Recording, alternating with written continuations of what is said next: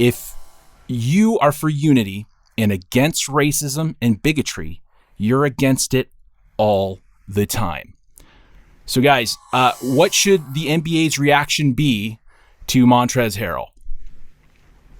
Yeah, I mean, I hope that there actually would be a reaction of some kind. So far, we haven't heard anything whatsoever.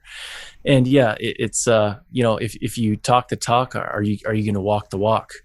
I mean, we've seen this scenario play out in so many different aspects in reality in this world. Of if it doesn't fit the narrative that the agenda is pushing, it doesn't get covered. Is it because it's a black guy saying it to a white guy? But I thought we're all about equality and unity. Race doesn't matter here.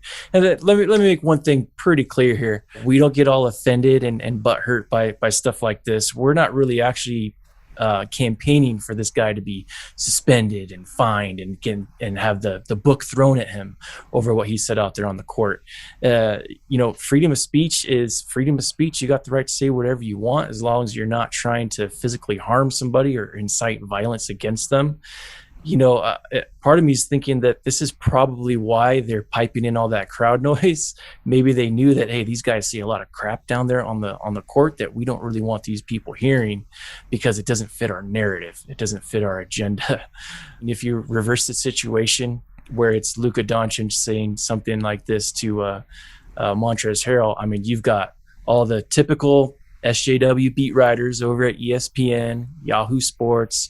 Oh man, they would be just pumping out article after article, just ripping this guy to shreds and calling for who knows what, suspensions, fines, and probably not single game suspensions, probably multiple. We saw Giannis a couple weeks ago headbutt Mo Wagner, again, another black guy on another white guy, and he got suspended. The NBA did something about that one, but it was one game. Didn't really come after him too hard for that. So yeah, it's the double standard, especially when it doesn't fit the narrative. It gets swept under the rug, doesn't get the coverage that it deserves. We did see Montrez, go out and give an apology.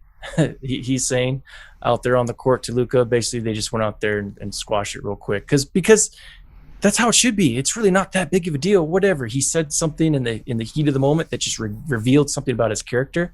And that's why you don't want to censor people's speech. That's why they need to have the freedom of speech, because when you're allowed to talk, then you can really see who the actual bigots are out there. I think people should be able to, say what they want and expose who they really are. And I think that in the heat of a moment, if you say something like this, you expose exactly who you are. What he said, and then in the wake of all the social justice slogans that are on the backs, literally, of most of the players on the court, this newfound wokeness that the NBA is proclaiming, the hypocrisy, it's like you can choke on it. It's because you placed your product forward and said, oh, no, we are above this. We're woke. You guys aren't woke. You simpletons out there watching this, you Neanderthals watching this product, you need to be taught. You need to be preached to. You need to become woke too. Yeah, hypocrites for sure. In my opinion, in my life, I grew up in LA. I think it's pretty fitting anytime you have a hot game and you're averaging triple doubles and you're pretty much scoring at will.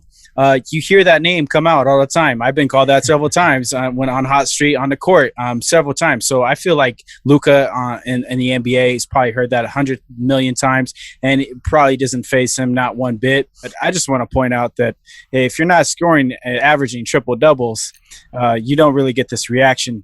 Luka had a hell of a game today. He closed those doors on the Clippers today, and he scored 43 points, went 17 boards and 13 assists. Man, that guy he's scoring at will, so he's going to get this aggravated attention towards him. We're not the ones that made these rules. The NBA made these rules. They're the ones that have been pushing this.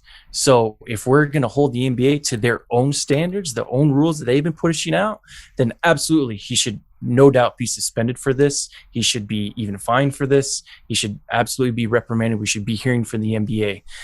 Now, we don't necessarily go along with all the rules the NBA is putting out. And from that standpoint, whatever. But no, absolutely.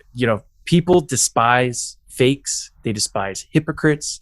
They despise liars. There's a reason why the NBA has seen almost a 50%, I think it's 45 last I heard, almost a 50% drop in their viewership, because people can tell the fake when they see one, and they don't enjoy being lectured, especially, just blatant political propaganda. They're basically an extension of the Democratic Party at this point.